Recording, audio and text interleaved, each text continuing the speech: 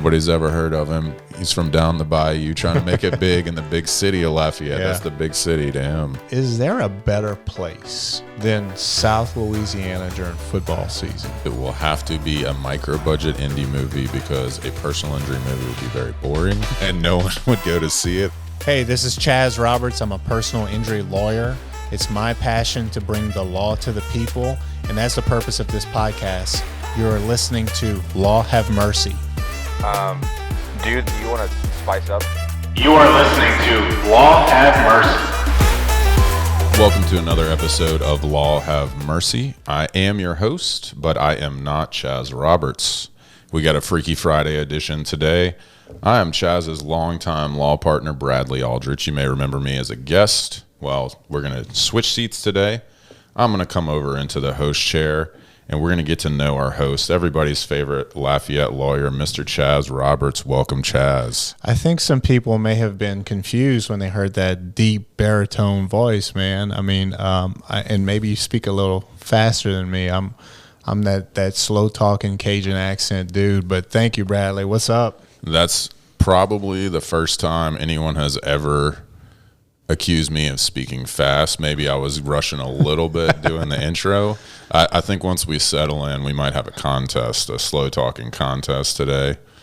Sometimes when I listen to the podcast, I'm like, dude, just talk faster, please. Get to the point. You know, we're all like, in the TikTokification of the world was like, bam, bam, bam. And I listen to myself. I'm like, man, I'm such a slow talker. But man, thank you, Bradley. Thanks for being here, and thanks for hosting. It's nice to not come up with all the questions. My pleasure. It's great to be here. I'm glad you mentioned that. Chaz decided to jump right in. We actually are going to be talking about TikTok for 45 minutes today. Yes. How is it affecting our world? Is it good? TikTok, for or against? We're just going to let it roll. So if that's the only time we mention TikTok today, that's fine. I was thinking when you were talking about you feeling like you talk too slow, it's better than the alternative because with podcasts, they can just pop the 1.2, 1.5, you know. I didn't think about that. Leave it up to the viewers. If you're going to, I guess there is a 0.5 though, so if somebody's really speed talking and you want to slow them down. All right, so if you listen to a podcast, please go to 0.5 and listen to how deep Bradley's voice is in slow motion. It might be scary. The bass will reverb. Yeah. Some I'm dying to know, do you actually have TikTok? Do you have the app on your phone? I do not. I listen to when I try to check our YouTube, you know, some of the pullouts, but I listened to a recent episode with Sarah Anderson, and she basically said that if you have TikTok, then the Chinese government is looking at everything on your phone.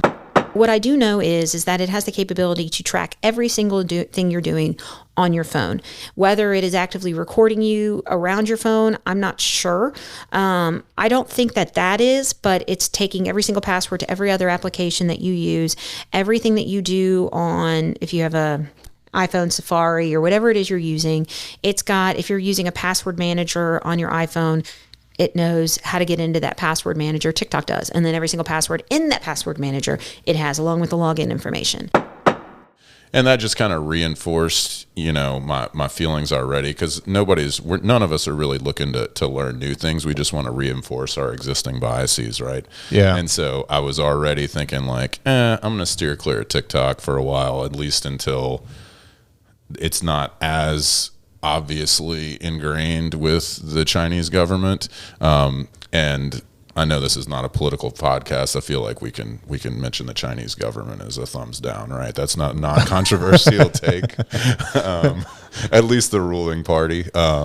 So, you know, that's kind of where my head was at. And then Sarah was like, oh yeah, if you have TikTok, they're probably looking at Now, does the Chinese government really care about Chaz Roberts or Bradley Aldrich's phones? At this point, probably not. But no, yeah, I bounce around on social media.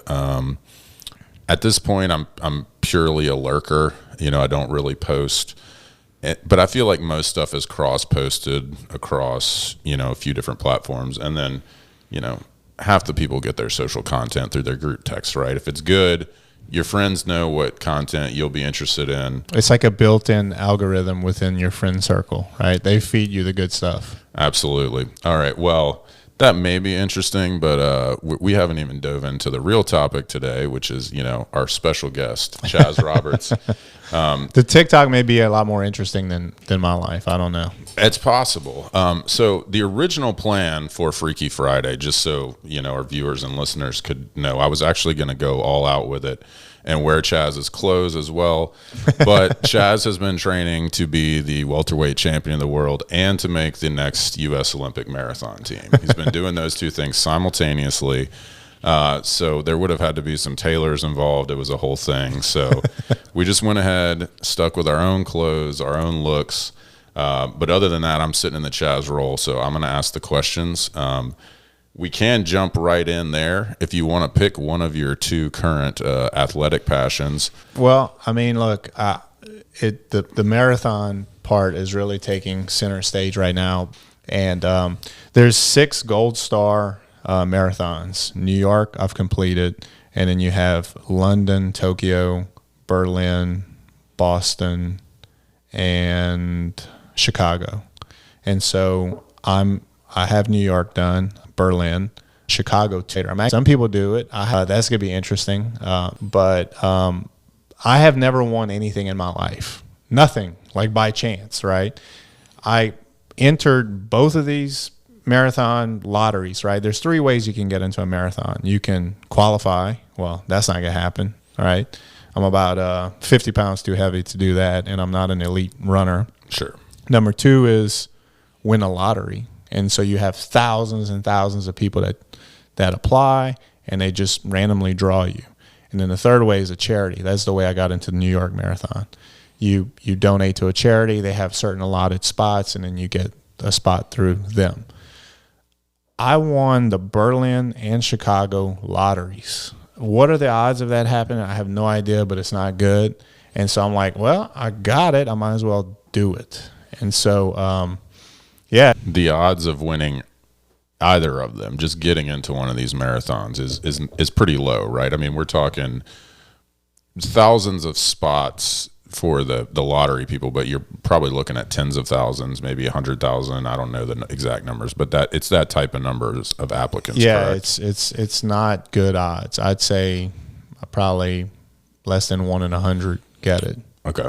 And then you did that twice. So for all of our statistics nerds out there, y'all can do some quick math to know that having both of that happen, very unlikely. All right. So that's why you have made the objectively insane decision to run 2 marathons in 2 weeks. That's correct. Because it's a once in a lifetime opportunity. That's correct. And then then you have to train for it, and you have to run on the road because treadmill is not really a good way to train. It's good in at times, but you still need it when you run 15 miles, 16 miles, 18 miles for a long run training, which you have to do every week.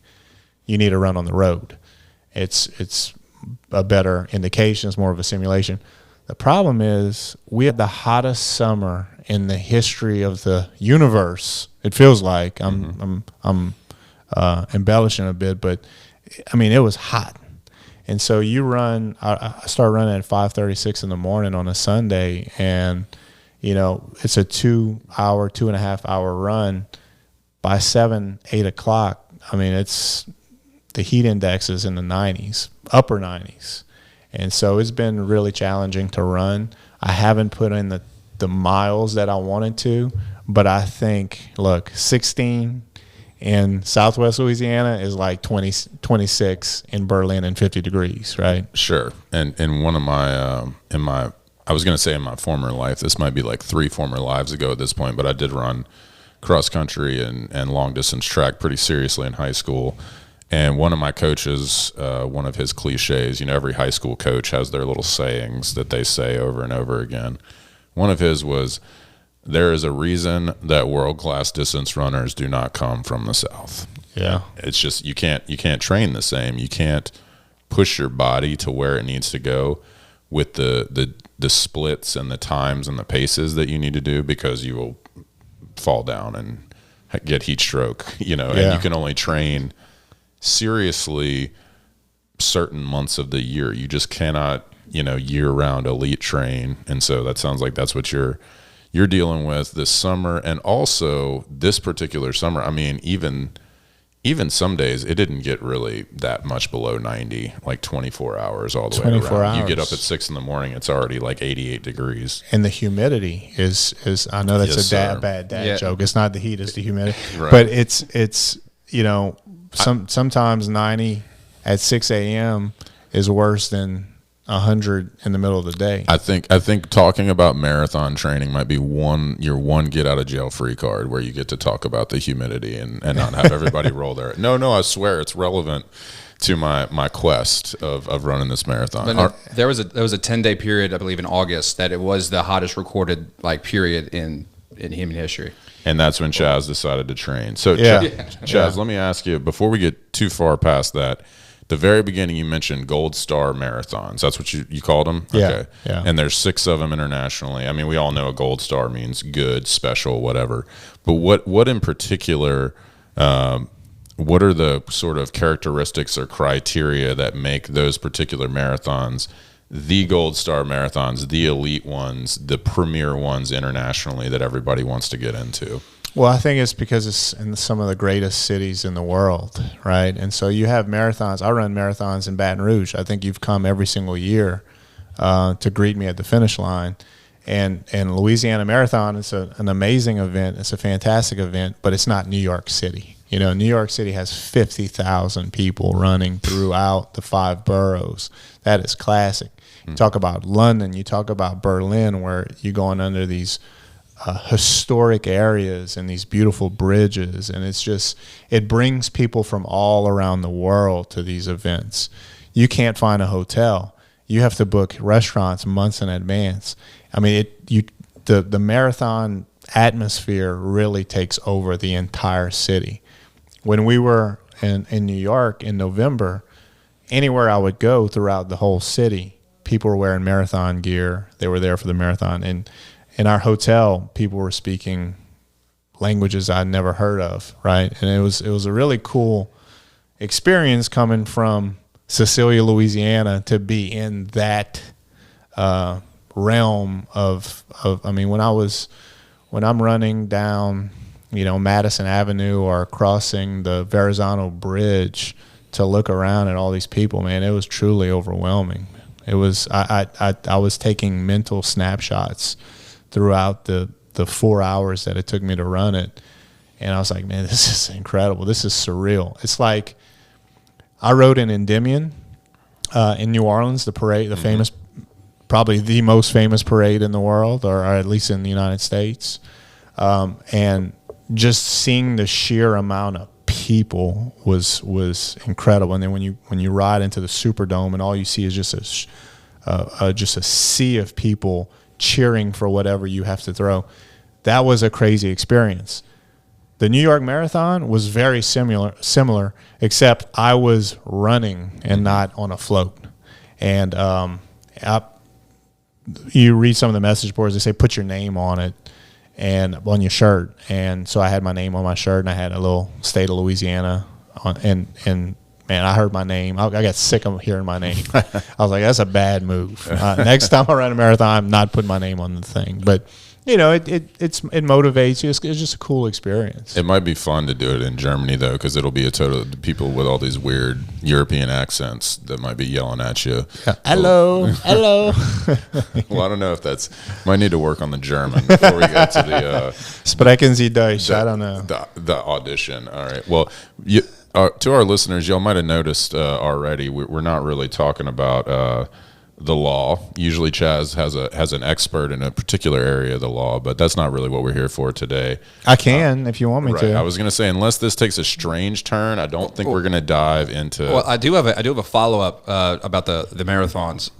What is your playlist plan? Are you just listening to music? You got some David Goggins going in the background to motivate you? Yeah. So podcasts, I really don't like listening to podcasts while I'm running, because I start thinking about some of the things that they're talking about, and it just gets me out of my groove. I much prefer listening to music, and my musical tastes are vivid. I mean, and diverse and extensive.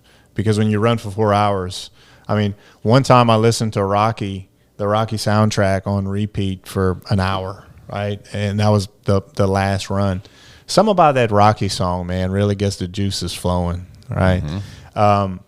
But I typically I put one earbud in, and I keep my other, because look, when you're in a global type marathon, you're paying through your training or whatever, you're paying for the people, right? And so you want to give high fives and interact with the crowd. So you don't want to be too in your zone. It's not like I'm going to break any records.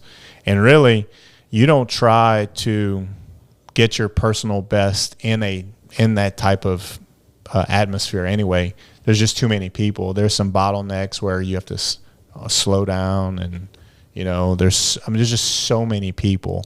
It's hard to run your best. That's when you do in Louisiana, right? Louisiana is always cold weather, beautiful route that I'm very familiar with. That's when you try to push your best. A flat route. That's the most important. See, in New York, there's 5 bridges, and this is from 1985, but just the start of that race. Yeah, that's what it looked like. Dang. That's what it looked like. I talked about this on another podcast, but the charity that I went through had this. It was the biggest charity, Run for Kids, and they had their own private staging area before the marathon. So for the New York Marathon, it's a crazy logistical feat, because you have to get to Staten Island, right? And then they're closing all the roads off. The LSU game was the night before. I'm on the Eastern time zone. They go into overtime. I think I went to bed at 12 or 1 o'clock, right? It was what a great game. The LSU Alabama game. LSU-Alabama game, yeah. That's a whole different story. Yeah, but you had to stay up for that. I had to stay up for. I actually turned it off, and I hear a click. My son Luke, who was 6 years old at the time, turned it back on, and I'm infinitely grateful that he did. Attaboy. Right? Yeah, I something in my gut was like, oh, we're gonna lose this damn game. Nick Saban, whatever, and we pulled it out. Right, which was totally like, we've seen that episode play out many, many times. We pulled it out, usually without that ending. Yep.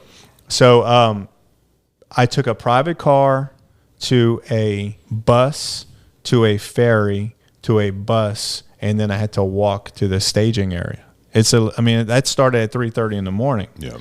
I didn't start running till 9:30, 10 o'clock. I don't know where I was going with that story, but yeah. Oh, the private staging area, right? And so there was lines and lines of porta potties. There was donuts and bagels and coffee. It was a tent. There were heaters. I was like, I must be at the wrong race. I read all these message boards of how people getting 45-minute lines. They basically tell you, get in line at a porta potty, use the restroom, and then get to the back of the line, because by the time you need it again, you'll be there. Okay. I didn't have that experience at all. I was like, well, I don't know what the big deal is. I started walking out to the actual corrals where you start running, and then it was just a sea of people. It looked like Woodstock. Thousands and thousands and thousands of people. And I was like, oh, I was in a private area. I wasn't with the masses. And so, New York Marathon, definitely go through a charity, Run for Kids, because it was a first-class operation. But, the whole experience was amazing. I went with my family. That's another cool thing about these global-type races. You bring your family. You go from Wednesday or Thursday till the following Monday, and you see the whole city. You get to eat out. It's an excuse to travel, Well, like you said, once-in-a-lifetime opportunity. You mentioned on your running playlist the one specific that you had gone full on Rocky one time and listened to it over and over and over again. Obviously one of the most iconic movie, both film scores and kind of jock jam pump up songs. Do you know the Louisiana connection to that song? I do. All I do. Bill Conti, right? You got it. Yeah. Yes. LSU grad, right? And I can't remember if he got his a graduate degree in music from LSU or if he was a professor at the music school. It might have been both. He might have taught there also. Here's my question: was he a big name before Rocky, or was that where he broke in? That is a good question, and I'm not sure how much before that. I do know after Rocky, he continued to be a big name. Like he continued doing A-list movie scores. Karate Kid. Absolutely. The famous scene with the Daniels on the boat, you know, kind of floating, practicing his stuff while Mr. Miyagi's up on the tree log. It gives me goosebumps just thinking about it. Yeah, that music in the background, that was him. Also a movie that's kind of been lost to kind of our generation. I don't think it really had the staying power, The Right Stuff, but was huge in the time. It was a movie about the first astronauts. Basically they weren't even astronauts, they were pilots that were recruited for the Mercury program when we were inventing NASA, essentially. And so they're like, all right, who can handle going into space? Theoretically, we don't even know if people can go into space. Who's crazy enough but has the sort of physical and mental makeup to do this? And they're like, oh, it's going to be all of our test pilots. And I tried watching it on it's been on HBO Max for a while, but it's one of those movies just of its time. It's like over 3 hours long. It would never get made like that today. You know, you watch it and it's like it is slow. But I think he won an Oscar for that score as well. In the time, it was a huge, you know, blockbuster movie. Back when, you know, people would regularly, Hollywood studios would just be like, sure, make a 3 hour and 15-minute movie. Yeah. We'll put that in theaters and people will go see it and not be bored to tears. Because they don't have TVs at their home. They have 4 channels, no internet. Right. They're just watching paint dry. This is a release to them. This is a night out. Bradley, how is your Italian? Italian is non-existent. Can you read this screen? All right. Yeah, absolutely. Scores of spaghetti westerns, and yes, sir. Yeah. Bill, as early as 1971, Bill Conti, is it Conti? Okay, so I was going to say before I read this, it's basically his big break in celebrity came in 1976 with the Rocky movie. I was going to say a small film called Rocky. Yeah. I was going to say it had to be his big break because I've watched documentaries of how they made the movie, and they were operating on a shoestring budget. In fact, the scene where he's running through the streets, you know, the iconic scene where he climbs the stairs. Yeah, that was filmed without permits, with a camera on the back of a truck following him, and the guy tossing him the orange was completely improv. That wasn't planned. And so I was just thinking about it. I was like, well, that's a shoestring budget. Yeah. And so Bill Conti, they probably couldn't have afforded that type of score, you know, and it's become one of the most iconic songs of a generation, right? Yes, sir. And the main reason that they had such a shoestring budget was because Sylvester Stallone, who people don't generally think of as like a rocket scientist, most brilliant decision he ever made, he wrote the script, and the studios were like, love the script. That's a home run script.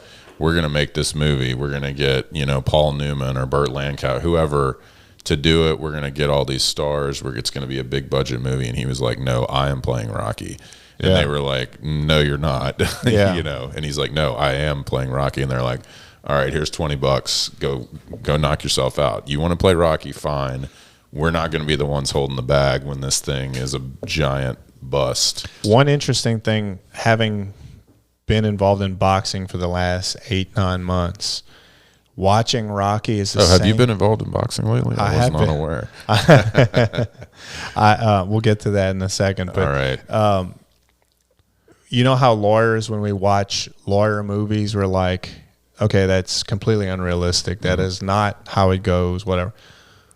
In 5 episodes of Rocky, he never blocked a single punch. Right. He never put his hands up once.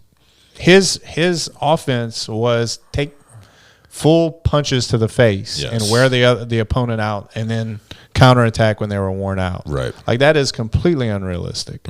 I'm surprised that they didn't have people around and be like, hey, man, a boxing, consultant, hey, man, you should really just pick your hands up whenever you're doing this. I wonder if it's going all the way back to, the first one, they didn't have any money for something like that. Yeah. And then it was like, well, let's be consistent. Rocky just lets everybody punch him in the face until they get tired. And then he comes back, even stronger. That was also probably a sign of the times that would never do that now that we know about, like Muhammad Ali didn't even have Parkinson's when they were filming those movies. You know, that's much less us knowing anything about CTE and punch drunk is what they call it in boxing, right? Exactly. And you look at the Creed movies, much more realistic. There's much more of a strive for realism in those. They have actual boxers that are, you know, some of the opponents and some of the extras and all that stuff. And that boxing stuff is much more realistic. Yeah, a lot's changed in 30 years. For sure. So your production team back here has been working overtime trying to figure out a way to incorporate movies and personal injury law. So with that being said, if a movie were made about your life, and it's for both of you, as a personal injury lawyer, who would you want to play you in the film, and who would be the antagonist? Okay, I'll take this one. I'll jump right in, take advantage of my one time in the host chair to go first. You will never have heard of them because it will have to be a micro-budget indie movie, because a personal injury movie would be very boring and no one would go to see it. I can't really think of a good way to drama. Even the courtroom drama, I think they've made one. They've tried to make, well, two, I guess, The Verdict, but that was a long, long time ago. The only semi-modern movie they tried was The Rainmaker, least successful John Grisham adaptation. It was the first John Grisham adaptation not to make $100 million. It is very difficult to dramatize an expert deposition where you're talking to an accident reconstructionist. It's very difficult to dramatize cross-examination of someone driving a car to try to pin him down on what color the light was. So I'm going to take the easy way out and say it'd be nobody we've ever heard of, because we're going to have to shoot it on it's going to be Rocky 1. All right. Chaz is going to be in the back of the truck. He'll be driving his truck. Carter will be in the back. And I guess I'm just there for, I don't know, consulting or whatever. You're going to have the camera, and you're going to have to handheld that stuff. Chaz might have a more Blair Witch style. Yes, exactly. Or just, imagine you cut to the climax of the movie is me in my blue jeans with my feet on the desk yelling at an insurance adjuster. I said, give me the damn money. Yeah, exactly. Well, so you're what? So we're in a writer's strike right now. So, Netflix and all these streaming platforms are looking for content. So let's say they actually push this thing through, Chaz, and we get a nice high budget. Who are you picking to play you, and who's the antagonist? Chaz, I know there's got to be one or two people you've gotten like the lookalikes, or that you like their vibe or something. Selfishly, I want Ryan Gosling, right? I mean, sure. Why not? Let's shoot for the stars. There you go.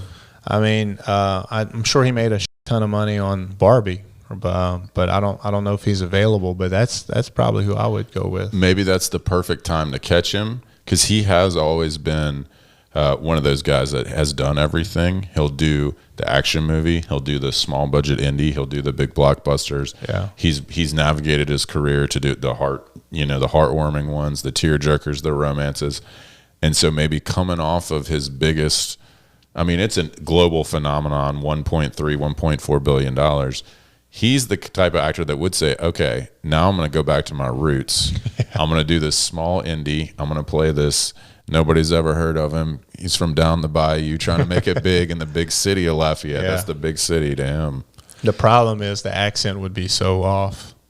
I hate when they try to replicate our accents. You've never seen it done. Not well. Yeah, not well. Nobody's ever done it well, and it's bad. It has ruined movies, many movies, because you wonder. It only bothers me for the ones that they filmed on location in New Orleans, because that means that they were down in New Orleans for 3 months, walking around, interacting with people in South Louisiana, and it's like, okay, no one has a Mississippi backwoods drawl. No, but whether you're in Baton Rouge, Acadiana, New Orleans. No, that's just not how they talk down here. And they all grab that deep South Mississippi, Alabama backwoods drawl. Or it's like a foghorn leghorn. Yes. I'll tell you what. And they're going to restaurants. That's Waterboy, right? Right. Waterboy did a lot of that. Yeah. That's not a good example of a cinematic masterpiece, but I disagree. But James Gandolfini and your mileage may vary. What is the Gandolfini, the three Kingfish? Oh, All the King's Men. All the King's Men. Oh, that's a horrible one. Yeah, terrible. Absolutely. And this guy is the best actor, as far as I'm concerned, after watching The Sopranos, that I've ever seen. and he couldn't pull it off. That was one of my favorite books. I had to write a term paper on it in high school, and I was like, oh, I actually like this. I reread it a couple of times. It's one of the most classic books written about Louisiana. The author was a professor at LSU for a long time. I was very excited they were making a movie. It was so bad. Talking about the accents, not only were they bad accents, but each of the leads had different accents. It was like Gandolfini was different parts of the state, man. Gandolfini was like, you know what, I'm just going to stick with New Jersey. Sean Penn was like, I'm going backwoods, Southern dry. I think Jude Law might have kept some of his like British in there. There was just like a lilt. I think, and again, I watched it one time. It was so bad. I was like, I'm never watching that again. But I think that Jude Law was the least offensive because I think he kind of flattened it out and had the least accent, which is really what you should do. If when in doubt, just talk the way you talk. Right. Nobody will ever get mad at you for just using your normal voice. You only sound ridiculous if you're going, deep south or something else. I don't even know what they were doing in The Waterboy. So Gosling is playing you. Now, before you pick the antagonist, who's playing the antagonist, what is that character? Who is the antagonist in this personal injury movie about Chaz Roberts? It would probably be a defense lawyer, I would imagine. Not the insurance company? It could be. The defense lawyer represents the insurance company. Gotcha. You could go a couple different. I think the traditional thing to do is to make the defense attorney the antagonist, and they are the stand-in for either an insurance company or a big corporation or both who don't care about the common man, who's going to be our clients who we're trying to fight for. Maybe we'll pick Jake from State Farm, and I'll put him in a boxing ring. Maybe that'll be okay. That's a totally different movie. Yeah, I was going Rocky. I was going indie drama, but now we're going like farcical comedy. I like it, but if we're sticking indie drama, I think maybe that's a way we could mix it up. That if we're going to be closer to reality, the villain is not the attorney. Most of the defense attorneys that Chaz and I work with, we have at least a mediocre relationship with. Like, there's no real antagonism. A lot of them we actually like. A lot of them are just as professional as we are. They try just as hard to do things the right way, to be honest, to be straightforward, to speak the truth about, hey, look, I'm going to give it to you straight. Here's what I think about the case. Here's what I think about your client. And we really respect that and appreciate that, and we treat them the same way. Yeah, so it's like that typical in like movie trope of like the character development where like there's almost like two villains, but one of the villains, like Darth Vader, turns kind of back to the light side or the right side of the plot. Yeah, well, what you realize, and the older you get in the practice. So Bradley and I have been practicing about 14 years now, and so when you're a young lawyer, you hold on to things and you take things more personal because you don't realize that you just have a job to do. And so these defense lawyers, I see them on the golf course. I see them working out at Reds. I see them at the ballpark with their kids. They're just like me. They have a job to do, and they represent their client, and they don't agree with everything their client does, but they have to do what their client's wishes are as an attorney. And so the older you get, you realize that we have a lot of common ground. We're on other sides, and they have, they have their motivation, we have our motivation, but a lot of times, you build this mutual respect for each other, and it works better for both clients, believe it or not.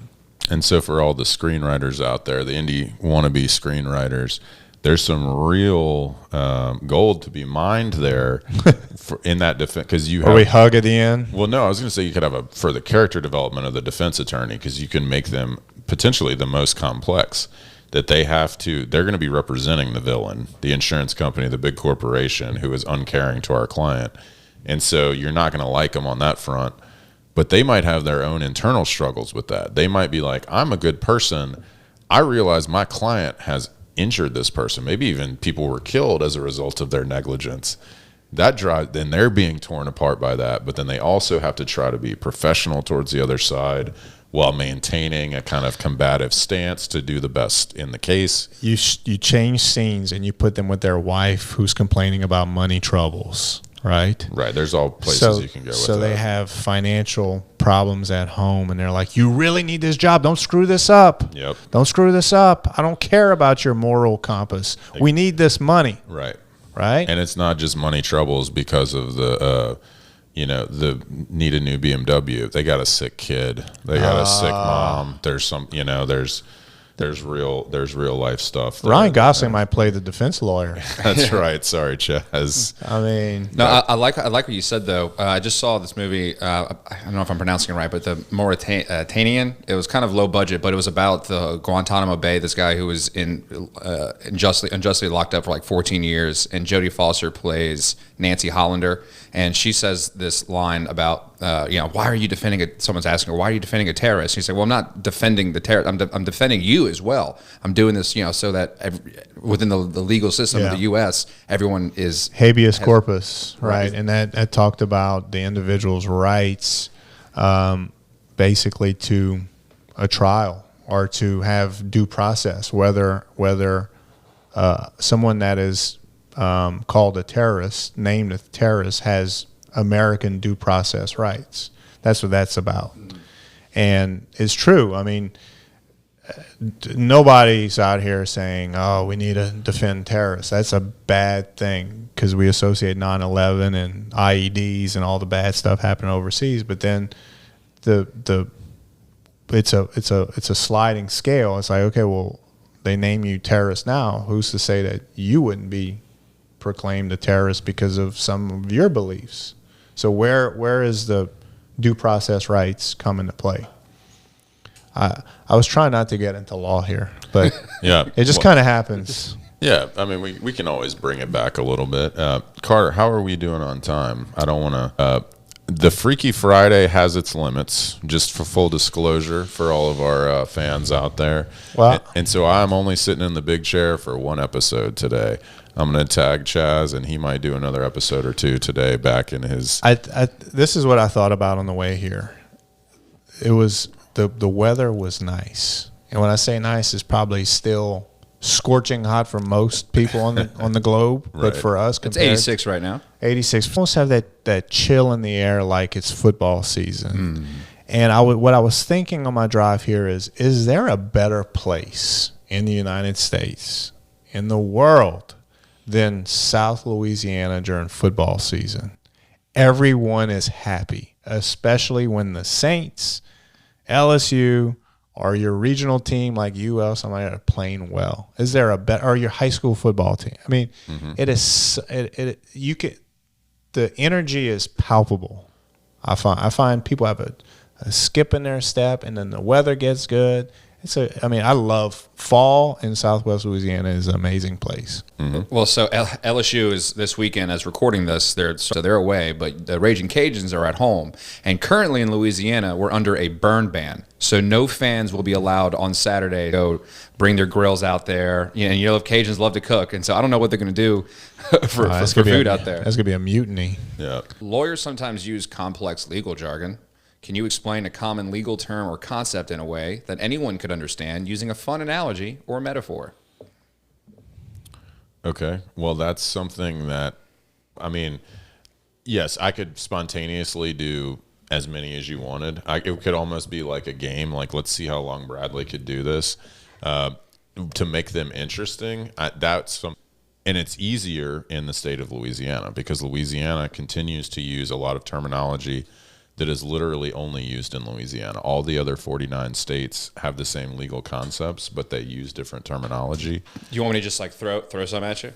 I mean, you can, go for it. All right, admissible. That's just whether something is allowed to be shown to the jury or said in front of the jury. Probably the easiest example would be when we're having conversations in our everyday life, half the time we're saying, oh, yeah, she told me that. Oh, yeah, I heard this. Oh, yeah, I was talking to my dad, and my dad said this and that and that. Objection, hearsay. And that's how we talk, and that's how we build our perceptions of the world. A lot of what we take as true is like, it's not that Carter told me something. It's that Chaz told me what Carter told him. And most of the time, that's reliable. Chaz has no reason to make up things about, and he has no reason to lie to me about what you said. So Chaz says, Carter told me this, and I take it as true. Admissible means, can we say this in front of the jury? Because if the jury hears it in a courtroom, they're going to attach a degree of solemnness to it. and they're going to think it's legit. Well, Chaz cannot get in front of a jury and say, Bradley told me that Carter told him that. That's inadmissible. Same with a document, an email, a photo. You see it, you take it at face value as true, right? Well, you can't just, because what's to keep me from making up a fake email address and sending Chaz an email that says, I am the other driver, the wreck was my fault. Chaz can't just hold that email in front of the jury. That is not admissible. To be admissible to the jury, you have to confirm that that is exactly what we say it is. Authentic. This email is actually written by the other driver, and they actually admitted it was their fault. Otherwise, it's not admissible. So generally admissible just means, what can you say in front of the jury? What can you show to the jury? What can the jury look at and take back into the jury room when they're deciding whose fault was it? How much is somebody injured? How much did this cost? How much should they be awarded? Or in the criminal context, which Chaz also does some of, what can they hear and say when they're considering, are you guilty or not guilty? Should you go to jail or not? You can't just say, well, I heard this, I heard they said that. Not admissible. What about, I hear people mess this one up a lot. All right, Chaz, you're going to take this one. Damn, that was pretty damn good. I was taking some notes. Chaz, what about de facto? I guess I'd have to use that in some type of context. Yeah, I think it's Latin. I don't know. We don't have the same kind of classical language training that maybe lawyers 100 years ago. They probably all took Latin and Greek. Yeah, it's Latin meaning in fact or actually. Right. It's almost always contrasted with de jure. De facto and de jure are the two phrases. De facto is basically like, what does the law say, and what are we doing in reality? Like, how are we really doing things around here? And de jure is the law? Correct. So it would be like, okay, the law says you do it this way, but we know behind closed doors, this is really, the law says we are going to go to a trial and give opening statements and present witnesses, but de facto, the reality of it, practically speaking, we generally go to a mediation. We go to a settlement conference. We have phone calls and teleconferences with insurance companies and defense attorneys. And that's how most cases are resolved. That might not be the best now you're example. seeing how we work together. So Bradley explains that to me, and then I take that and I interpret that as, hey, client, don't worry about that. It's not important. Don't worry about that. One more. Hearsay. Okay, well, Bradley touched on that earlier about inadmissible. So you have to have the person who says the thing there, right? Because if it's a person telling another person thing, it's hearsay. And so it's not admissible. I want to hear the originator of the thing come in court and talk. And hearsay could be a document as well. So what's the best way, Chaz? Okay, so we have Johnny and Jimmy. All right? Yeah. Jimmy is testifying, and he's saying, Johnny told me this. Yeah. Johnny told me that. That's hearsay. That's hearsay that never comes in. I want to hear from Johnny. We put Johnny on the stand and ask Johnny what he saw. Okay, that was my question. How do you get around it? And the answer is you get the person that actually said it, right? That's correct. And that really comes up in police reports, right? When people try to rely on a police report as what happened in the accident. Well, get the officer there to tell about his investigation. Oh, he didn't actually see it. So we need it. So anything that he's talking about from the people actually involved in the wreck is hearsay too. So we need to get an actual witness that saw the accident on there, right? And that's probably the easiest and clearest example in our everyday practice of personal injury law is the police report.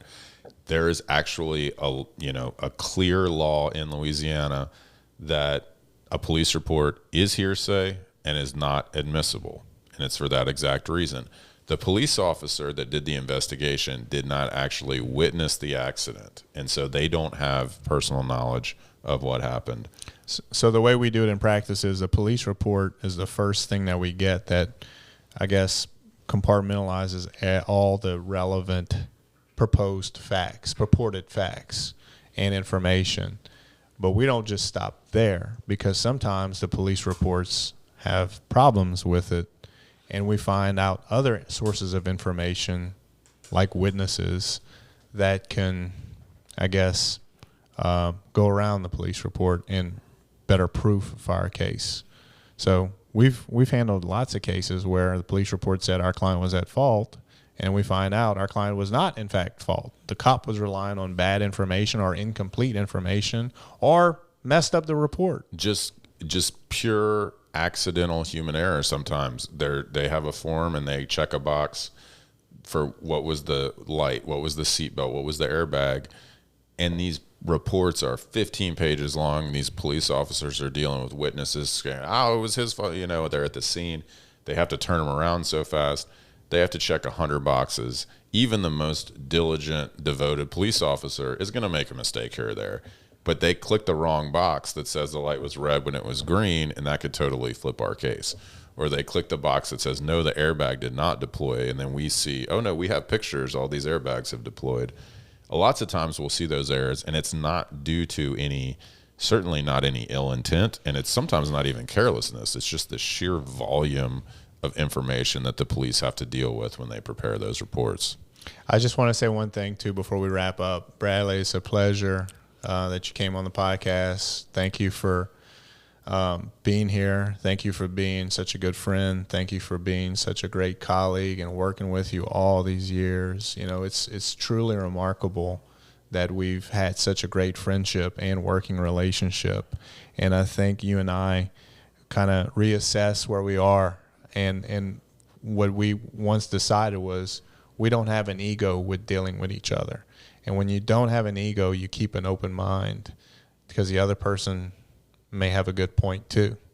And I think that's been the key to our success in representing all these people over all these years, man. So it's been a true pleasure. Awesome. Well, the feeling is mutual. I think this is a cool idea because you don't ever really get a chance to just speak at length. I mean, obviously your personality comes through when you're hosting, but it's a totally different opportunity to sit and be the interviewee instead of the interviewer. And so I really think we should do this again. I mean, maybe once a year, as long as the podcast is going, you should pop back on just so that people can get to know you, you know, different sides of your personality. Chaz Roberts, Beyond the Lawyer. All right, so hopefully this isn't the last Freaky Friday, but it was certainly the first Freaky Friday. It's been a pleasure. And this has been Law Have Mercy. Thank you, sir. Hey, it would mean the world to me if you subscribe to the podcast and leave us a 5-star review. It helps keep the show free, and it helps us book better guests to provide more valuable content to you. None of the opinions expressed by my guests are that of my own, and nothing we talked about creates an attorney-client relationship or could be construed as legal advice. Hope you enjoy the show. This podcast is powered by Acadiana Cast Network. Go to acadianacast.com for more South Louisiana sourced content.